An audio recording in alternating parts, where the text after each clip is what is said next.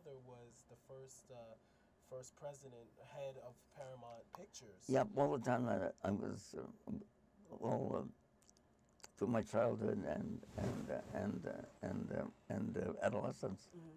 My father was running Paramount Studio in Hollywood, and we lived not too far from the studio. And that house is on 525 Lorraine, and Ben and I, we went back and looked at it not so long ago. It's still there, still absolutely unchanged. And even though Los Angeles is totally changed and almost unrecognizable from the time when I was growing up, and that for some reason this little section is like a time capsule. It's just absolutely the same as when I was a child, right there. Wow. It's called Windsor Square. Windsor Square. Yeah. And I wanted to ask, so how was it? Talk about a little bit more about that trip back. It was it's amazing to go back every time, but when we started doing this documentary on my father, we wanted to film in the house, and maybe 5 years ago, I went for the first time, maybe a little more earlier, and the woman lives there. She's a widow. She'd been there for 40 years, 50 years, and her husband was a World War II veteran who passed away. She lived there by herself. She was my cousin, my father's nephew, lives about 5 minutes from there. So one day we got in the car, we knocked on the door. Yes. She was so excited. She gave us she spent about an hour and a half there. You know, she gave us food. And she knew the history of my father and the house, and she welcomed us back anytime. So then we did go back, and we filmed.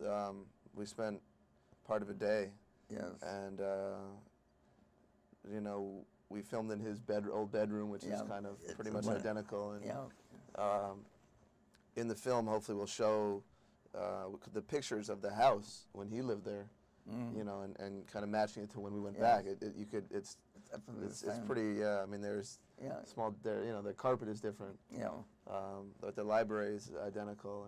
And so we kind of had the book, and we were looking, and we were kind of trekking back into time. You know, and it was interesting. It was really interesting. I mean, you know, that was in the 20s. There we were 80 years later, you know, in the same house. And it's really, and I never knew my grandfather, or grandparents, so it's, you know, you definitely feel more of a connection. You know, you're kind of picturing them walking around the house. Whenever you have, you know, it's like, you have those moments, right. like you're there, right, you know, like a time machine going back. Yeah, it was fun. It was, I hope to go back again. And I want to ask you about the documentary, please, and please let the audience know, because you know what's going on. Explain about it, Ben. You know, well, it's exciting. I mean, it's been, you know, I mean, it's been a long process of ups and downs, and you know, a bit of setbacks, but right now we have kind of a shortcut, and we're going to Berlin, Germany, to show it, and at the film festival. Next month. My father's coming, and you know, we're confident that we'll get it done. I don't want to jinx it, but to go to Berlin and have an opportunity. Yeah, that would be helpful. It's a huge stage, you know. It's one of the festival biggest festivals in the world. You know, so we're happy. I mean, we have, you know, we talk to people like Harvey Keitel who want to be involved. We have people involved, you know, big names like Ben Stiller and Spike Lee. You know, older actors like Christopher Plummer. And we have boxing involved, you know. I mean, we you know, we're getting there. We're getting there. So, but it's going to tell the story of his life. You know, it's going to be the real deal. And we're gonna really make it a really kind of narrative film documentary, and with somebody like Harvey Keitel telling the story, and narrating it, yeah, and kind of being my father's voice, and we're gonna put everything into it, from early Hollywood, to my dad growing up, to my grandfather winning the first Academy Award, to my dad leaving Hollywood, to, I mean, we could talk forever, yes. but Wow.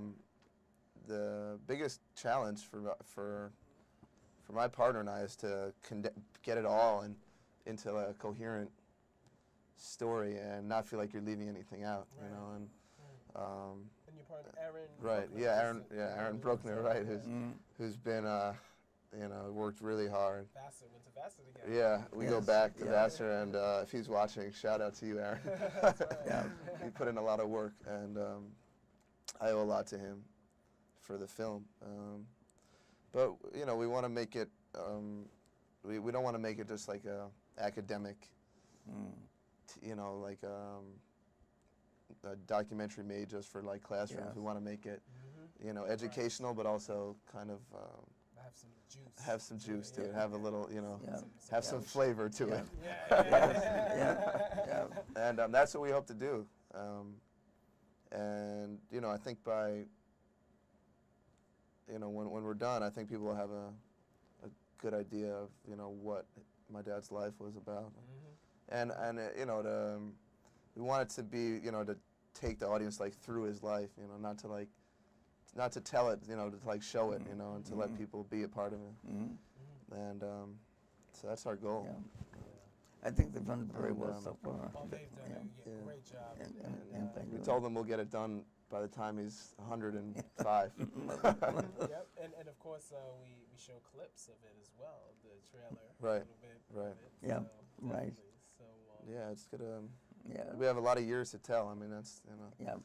Yeah. And a long way to go. And that's the history of film in America. Your life, like it's parallel to the history of film. And- Right. With Well, he was- silent Yes. film when you were born, and Yes, it does. Yes, it does, because my father was, early, what they call photoplays. Before they call them screenplays, they used to call them photoplays back in the photoplays. Photoplays. Photoplayers. Yeah, yeah, yes. Wow. Back in the 1910s. Yeah. Yeah, And then, right at the beginning of the. and then you have live pianists. People play Yes. piano Right. during the Yes. film. Right. Wow, That's right. Yes, it was. exactly. yeah, Exactly. That's Things have changed.